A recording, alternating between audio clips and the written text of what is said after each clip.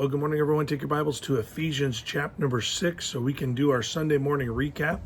If you were at the Journey Baptist Church, you already know this. I was preaching out of town this weekend. I was preaching in Yuma, Arizona for a good friend who is enjoying a beautiful start to ministry, and he invited me to come and be an encouragement to the church family as they began.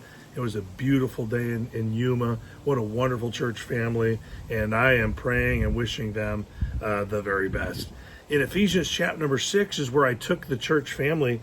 And listen, let me just say this, that what we're about to cover this morning is expected.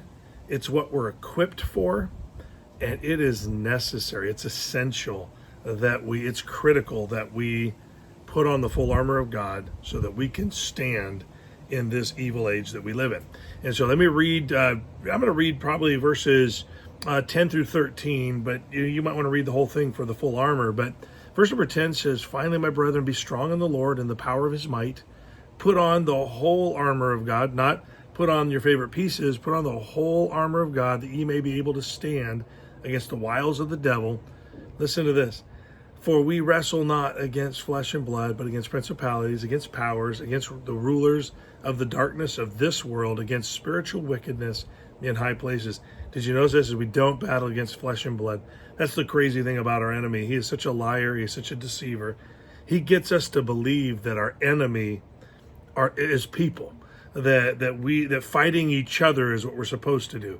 That somehow there's an appropriateness to to attacking each other, and that's just how our human race is. I don't know if you've noticed it, but attacking people is become the norm. If somebody steps out of line, we attack them. We attack their character. We attack their motivation, because we know their motive. We know their intentions. And that's just the wicked world that we live in, getting us to fight amongst ourselves so that we will not even notice the enemy advancing in its territories and taking more and more of the world away. The Bible has a solution to that. The believer has everything they need to combat that. Notice verse number 13. It says, "Wherefore take unto you the whole armor of God, that ye may be able to withstand in the evil day, and having done all, to stand." And so the expectation is that we do everything that's necessary to stand. The crazy thing is God has given us everything we need to stand. And then he helps us understand that there's a battle, so it's essential that we stand. You know what's interesting is, as I was studying for this week's message, that it just dawned on me that David understood this. In fact, if you want to write this verse down and look at it later, look up Psalm 18 and just kind of read the whole chapter and notice how David talks about God equipping him for the battles of life. And he basically gives us every piece of the armor, maybe not using the exact same words, but he gives it all to us. And it's interesting that David writes this out this way, because when David was young, before he was old enough to go out to war with King Saul, his brothers were out there, and his dad sends him out to check out the battle. Well, the armies had been under basically a spiritual attack. They were being attacked basically with a psychological warfare from Goliath. He would come out morning and night, and he would call out to them and how strong he was and how weak they were, and how he would defy the armies of the Lord, and he defied God, and over and over and over again this was happening. And David arrives on the scene, and he says, "Hey, isn't there a cause?